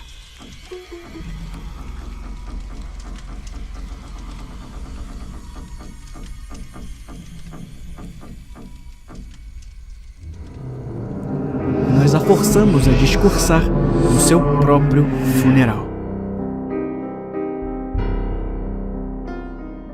O momento antes fim do elogio fúnebre, o corpo da minha tia estremeceu e sua boca se abriu. Suas bochechas incharam. Um caroço desceu por sua garganta como um rato através de uma cobra. Seu peito se expandiu, depois sua barriga. Seus dedos das mãos e dos pés se mexeram. O corpo se endireitou com um som semelhante ao de gelo quebrando. Se ajoelhou, ajustando os sapatos pretos de verniz. Com os braços bem abertos para se equilibrar, ela lentamente se levantou. O cadáver endireitou o vestido e abotoou alguns botões desalinhados perto do colarinho. Ela caminhou até o púlpito. Ela agarrou o padre pela garganta, arremessou-o com tanta força do altar que ele rolou até metade do corredor. Ela ajustou o microfone para sua altura e gritou em protesto.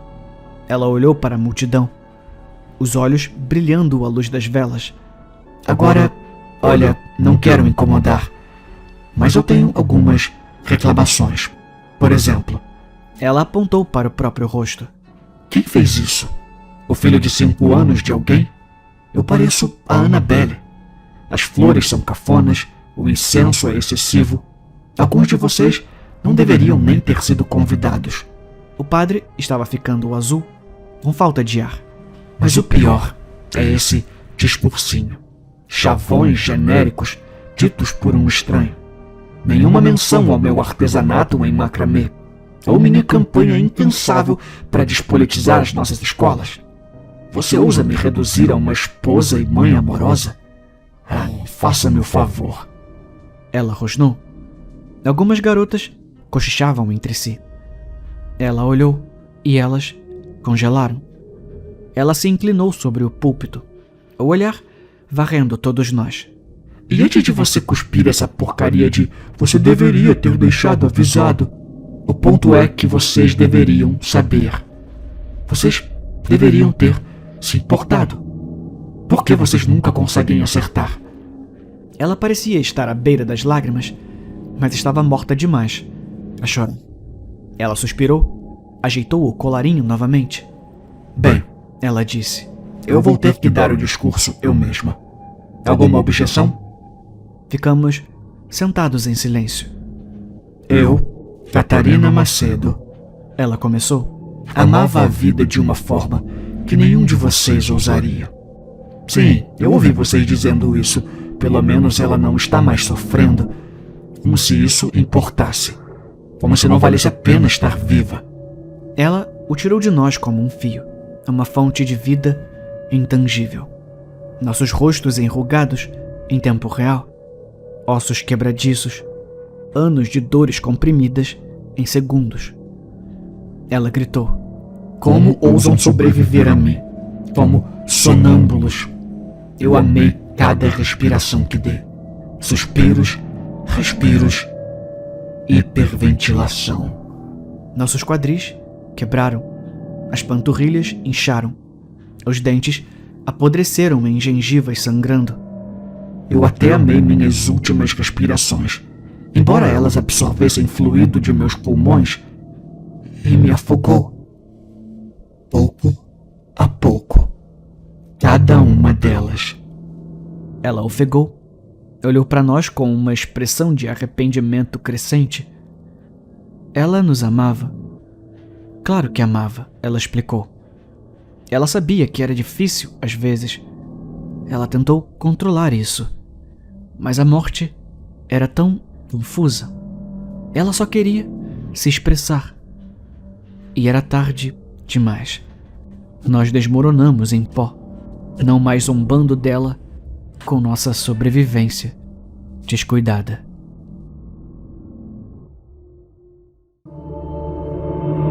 Ignore os gritos vindos da floresta.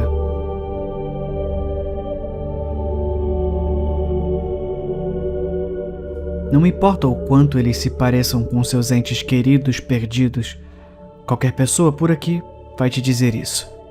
Você especialmente não os segue no denso crescimento dos pinheiros. Se você fizer isso, está tudo acabado. Ou então é o que eles dizem. Layla realmente deveria saber melhor. Ela também cresceu aqui, na sombra daquela floresta. Talvez, depois de tantos anos longe, ela tenha esquecido. Eu não tinha percebido que ela caminhava até a fronteira todas as noites, falando com eles em voz baixa, até 2 noites antes de partirmos, quando ela saiu enquanto eu ainda estava acordado. Eu tive que segui-la. É a mamãe. Ela se virou para olhar para mim, com tanta dor em seus olhos, mas sua voz... Calma. Ela tá me chamando desde que chegamos aqui. Se não fosse pelo funeral, nunca teríamos voltado para nossa cidade natal. Não tínhamos boas lembranças, restando apenas um punhado de nossas famílias, muito teimosas ou presas em suas garras para partir. Então, lá estávamos nós. Layla em seus pijamas, o pé pairando perto do solo preto profundo, onde a floresta começava. Eu não poderia mentir para ela, dizendo que não foi Nasrin que ela ouviu. Os olhos de Layla estavam vidrados quando ela se virou para mim. Estendi a mão para pegar a mão dela, mas ela escorregou por entre meus dedos quando ela deu um passo para o outro lado. Eu não tinha certeza do que esperava. Ela desaparecer na neve? Ser arrebatada? Mas ela apenas serpenteou pelos pinheiros freneticamente. Eu nem parei para pensar. Não havia nada para pensar. Eu corri atrás dela. Ela estava parada quando a alcancei, focada em algo à distância que eu sabia que não devia olhar. Eu a peguei. Ela não ofereceu resistência. Nenhum de nós voltou a dormir. Só nos sentimos à vontade quando o dia seguinte passou sem intercorrências. Deitamos na cama em silêncio naquela última noite, o carro alugado, embalado e pronto para o nosso voo no meio da manhã, ouvindo a tempestade. Eu me perguntei se ela também ouviu. Os sons de passos ao longo do beiral íngreme acima de nossa cabeça, sincronizados para que quase se misturassem com o tamborilar da chuva. Ela agarrou a minha mão na escuridão, confirmando que, de fato, ela tinha. Ficamos poucos dias na cidade. Nós escapamos desse lugar. Não éramos como tantos outros que permaneceram, passaram suas vidas inteiras aqui. Talvez além disso também. Uma janela rangeu aberta em protesto. Tínhamos uma vida juntos em todo o país, em um minúsculo apartamento onde cada noite não era preenchida com gritos distantes de dor, miséria e convite. Era uma pena que morreríamos aqui, afinal. O cheiro da chuva enchia a pequena cabana. Ouvi-o cair no linóleo da cozinha. Estávamos tão perto de deixar esse lugar. Em vez disso, nós, como tantos antes de nós, nos tornaríamos apenas mais 2 vozes, clamando na floresta.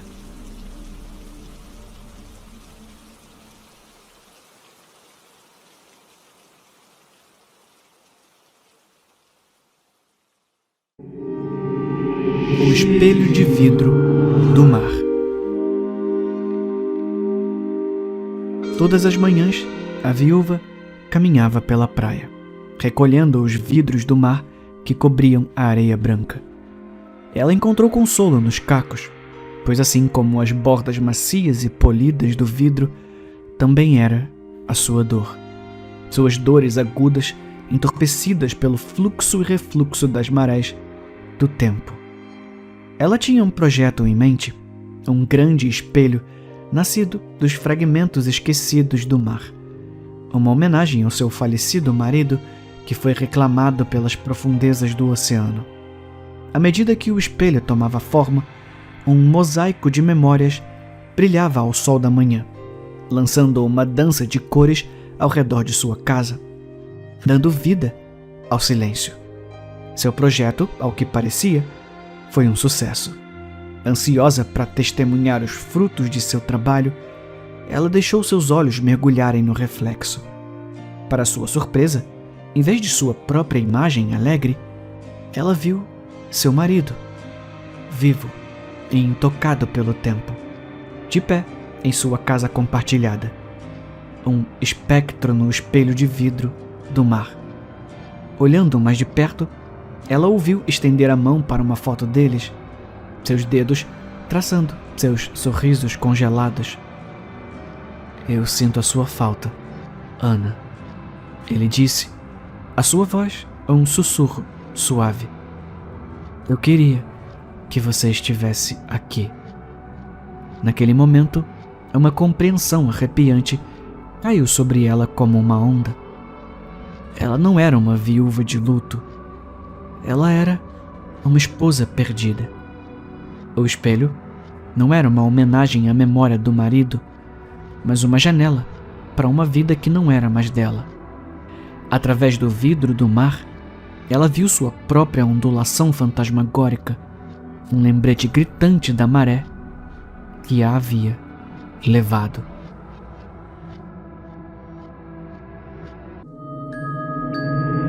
O menino no poço.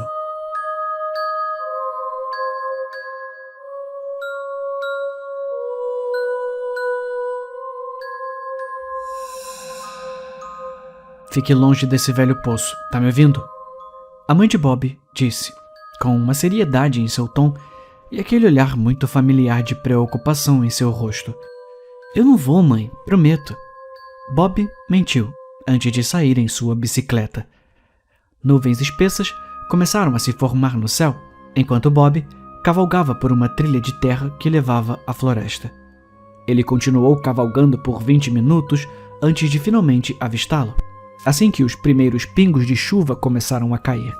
O velho poço de pedra ficava no centro de uma névoa que se acumulava lentamente a partir do solo coberto de folhas.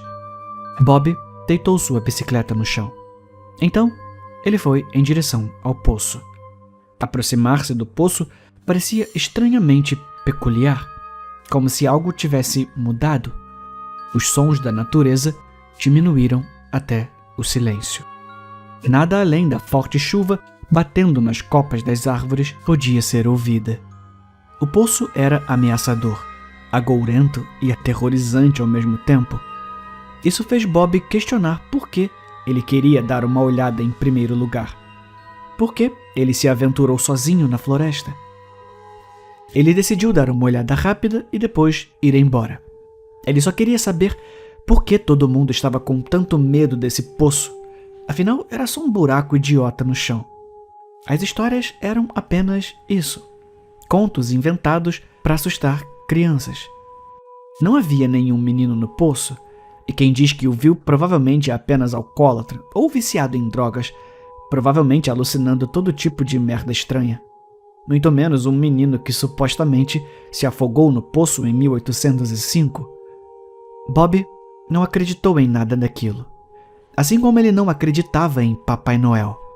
Ele iluminou o poço com a lanterna do telefone, mas não parecia penetrar na escuridão. Era como se a luz estivesse sendo devorada pela própria Ungoliant. De repente, a voz inconfundível de um menino ecoou do poço. Escondida atrás de um espesso véu de sombra. Me ajuda! Bob deu um pulo ao ouvir a voz e recuou de medo. A voz no poço lamentou mais uma vez. Por favor, me ajuda! Quem tá aí? Bob gritou, a sua voz trêmula. Só me alcança e me puxa para fora. A voz respondeu. Bob se aproximou lentamente do poço mais uma vez e olhou para baixo. Ele ainda não conseguia ver nada. Apenas se abaixa e me puxa para cima, por favor. Algo estava se movendo lá embaixo. Ele podia ouvir a água abaixo espirrando. O instinto disse a Bob para correr, mas ele não o fez. E se fosse algum garoto preso lá embaixo? Ele não podia simplesmente deixá-lo morrer. Ele relutantemente estendeu a mão para dentro do poço. É muito fundo, eu não consigo alcançar a sua mão, disse Bob. Não, mas eu posso alcançar a sua. Antes que ele pudesse reagir, Bob foi arrastado, gritando para as profundezas escuras e aquosas. Todos os esforços de busca não resultaram em nada, mas alguns afirmaram ter ouvido uma nova voz ecoando do poço. Disseram que ela chorava, chamando por sua mãe.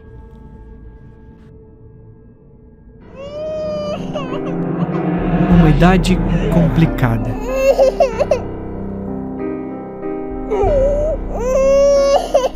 Parecia que havia um holofote em mim enquanto eu arrastava uma criança gritando pelo shopping movimentado. Corri para o elevador aberto mais próximo sem fazer contato visual com nenhum dos outros compradores, mas mesmo assim, o pânico vibrou em meu peito quando senti seus olhos em mim. Meu estômago caiu e as lágrimas brotaram de minhas pálpebras quando a porta começou a se fechar. Eu só preciso tirá-la daqui. Eu fiquei surpresa quando as portas se abriram.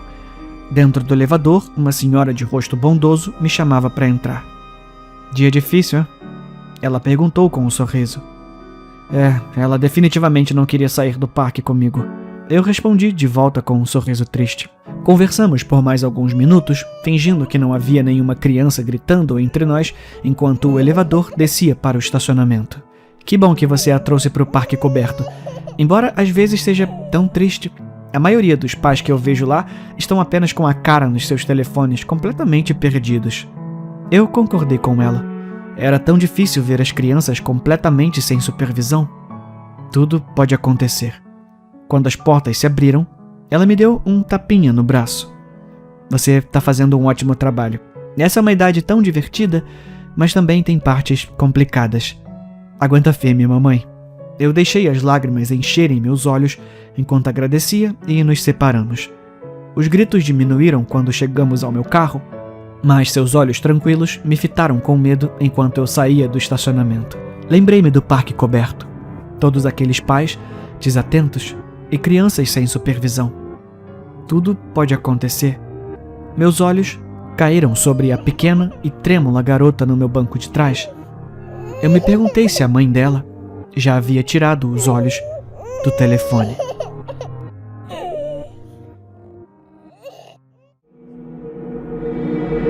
Eu vou ser sacrificado por um culto demoníaco.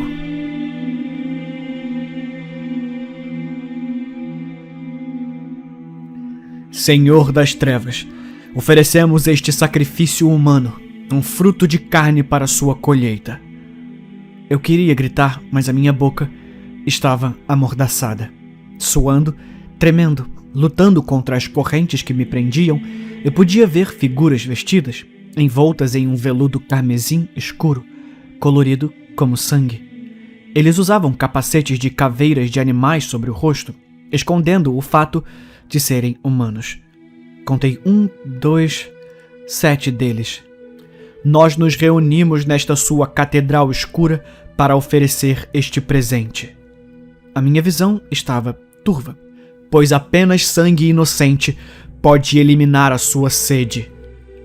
A última coisa que me lembro é que estava conversando com uma garota fofa que conheci em um bar e então ficou tudo nebuloso. Agora consegui desacelerar a minha respiração, onde podia ver claramente. Havia luz das velas vermelhas que ocupam toda a sala. Vermelho, como sangue. Vermelho, como suas vestes. Era tudo vermelho. Pedras escuras revestiam a sala. O sermão doentio parou. O líder do culto se moveu, revelando um altar de pedra. Eu me senti ser levantado do chão. Não resisti. 2 das figuras vestidas me ergueram, me mantendo imóvel. Eles então me jogaram no altar de pedra e me seguraram. Procurei por alguém que pudesse me ajudar, alguma maneira de escapar. Então eu ouvi o rosnado. Pela primeira vez na minha vida, eu tremi. Arrepios por cada membro e parte do meu corpo. Era profunda, cultural, pura maldade. Eu olhei para frente e para trás, esperando encontrá-lo. E lá estava, os olhos vermelhos da escuridão no final da sala, me encarando. Cada instinto que eu tinha dizia que era assim que eu morria. Deitado, desamparado, impotente contra esse antigo mal. A criatura, lentamente, revelou seu rosto. O que só posso descrever como um enorme cão infernal mostrou suas presas cruéis, pronto para me devorar. Aproximava-se cada vez mais, elevando-se sobre o altar. Eu não tinha como escapar. Até as mãos das figuras vestidas tremiam enquanto me prendiam. Agora, removam a sua mordaça para que ele possa saborear os gritos de agonia. Algumas pessoas dizem que você obtém força sobre-humana ao enfrentar a morte. Outras dizem que obtém clareza mental suprema. Uma vez que minha mordaça foi removida, eu gritei: "Eu ofereço esses 7 como sacrifícios para você." Feito. Rosnou o demônio. O líder lamentou: "Espera, não, nós invocamos você." Não. Com uma rajada de dentes e garras, o demônio instantaneamente despedaçou uma das figuras vestidas que me seguravam. Cego pelo sangue que espirrou em meu rosto, só podia ouvir gritos de terror dos membros do culto no que pareceram apenas momentos. Tinha acabado. Eu abri meus olhos para encontrar os enormes pontos vermelhos do demônio me encarando. Nosso pacto está selado. Nenhuma resposta veio de mim. Mas no fundo, eu sinto como se tivesse trocado apenas um inferno por outro.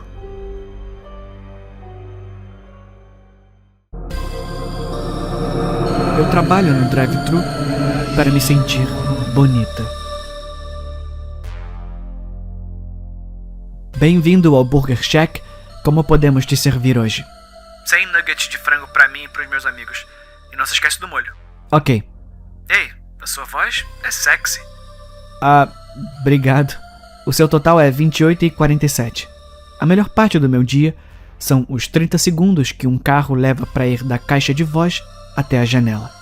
Por esse curto período de tempo, entre ouvir a minha voz e ver o meu rosto, eles imaginam que eu sou bonita, mas sempre termina do mesmo jeito.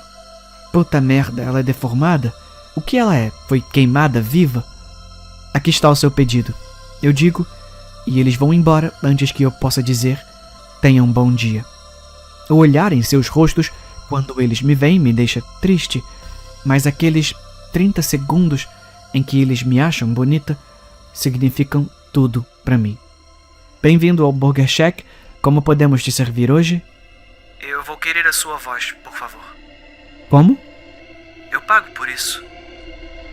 Vá até a janela. Qual é o problema desse cara? Quando ele estaciona, eu abro a janela. Eu não entendi, você quer a minha voz? Eu posso te deixar bonita, mas em troca, eu quero a sua voz. O que você diz? Nós temos um acordo? Tá bom, senhor, o que você quiser. Ele estala os dedos e minha garganta parece que está sendo espremida. Tenho que sair do drive-thru para ir ao banheiro pegar água. Depois de tomar um grande gole da pia do banheiro, me olho no espelho. Eu quero gritar, mas nenhum som sai. Eu sou bonita. Quero dizer, eu tô incrivelmente linda. Imediatamente, vou ao meu gerente com um bilhete dizendo: eu perdi a minha voz, preciso passar o dia em casa. Brock, meu gerente, fica chocado com a minha transformação, mas diz: nossa, eu levo você para casa. Ele nunca se ofereceu para me levar em casa. 1 ano e meio trabalhando no Burger Shack e eu caminho sozinha, ida e volta a cada turno. Eu pulei em seu carro, emocionada. Preciso mudar minhas fotos de perfil. Eu nunca postei uma selfie antes. Então, Brock estacionou o carro a 2 quarteirões da minha casa e desligou o motor. Sabe, ele disse, eu consigo ver você sendo uma gerente na lanchonete. Ele desafivelou o cinto de segurança, mas todas as promoções têm que ser aprovadas por mim. Ele colocou o braço em volta do meu assento. Tudo que preciso é de um pouco de motivação e eu posso fazer isso acontecer. Tento dizer não, mas as palavras não saem. A minha voz se foi. Eu balanço minha cabeça vigorosamente. Querida, eu não vou aceitar um não como resposta. Eu quero gritar, mas não posso. Fecho os olhos com força e, quando os abro, eu estou de volta ao drive-thru. O que você diz? Nós temos um acordo? Eu tô bem do jeito que eu tô. Eu digo, e amo ouvir a minha voz. Ele acelera e vai embora, antes que eu possa dizer, tenha um bom dia.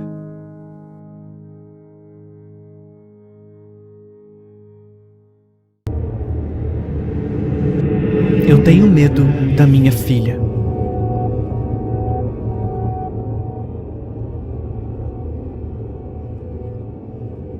A minha filha de 5 anos é uma linda garotinha, mas recentemente ela exibiu um comportamento perturbador. Eu não quero admitir isso porque não tenho certeza se isso é resultado da minha má educação. Eu sou uma mãe solteira e tentando o meu melhor, mas às vezes a minha linda filha Hailey me preocupa. À noite, ela grita e arranha as paredes. Durante o dia, ela me conta sobre sua vida passada em que teve 2 pais e um irmão. Eu estou me perguntando se é o que ela realmente quer e por isso inventa essas histórias. Isso me assusta, mas frequentemente ela não me deixa tocá-la e me diz que não sou sua mãe de verdade. Isso absolutamente parte o meu coração. Sei que é uma coisa terrível de se pensar, mas eu estou começando a me arrepender de tê-la sequestrado.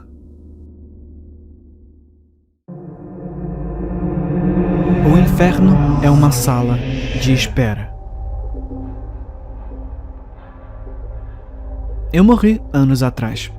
Infelizmente, Satanás ainda não arranjou tempo para mim. Então, estou apenas esperando em sua sala de espera. A tinta da parede parece vômito. Tenho certeza de que o próprio diabo escolheu a cor mais terrível que pôde encontrar. O ar é espesso e tudo é chato. Tão chato. Outros fantasmas também estão por aí, olhando para o abismo, já meio desintegrados. A maioria deles são idiotas maldosos que não fazem nada além de reclamar de suas vidas anteriores. Nunca foi culpa deles, é claro. Sim, claro, Margaret. O diabo fez você bater no seu filho de 6 anos com um cano de metal. Exatamente, Tommy. Você não teve escolha. Você simplesmente tinha que deserdar a sua filha por ser gay. Você é a verdadeira vítima aqui, Werner. Seu próprio pai te machucou, então é claro que você fez o mesmo com seus filhos. Você não sabia o que era amor. No fundo, vocês são todos boas pessoas. Como se alguém comprasse essa merda. Eu não sou como eles. Eu sei que eu mereço estar aqui.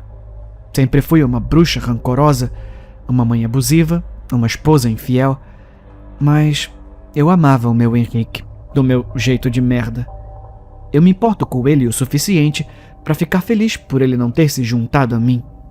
Ele era um bom homem. Tentava ser, pelo menos. Eu, por outro lado, mereço ser torturada. Mas não mereço olhar para aquele verde terrível, nem mais um segundo.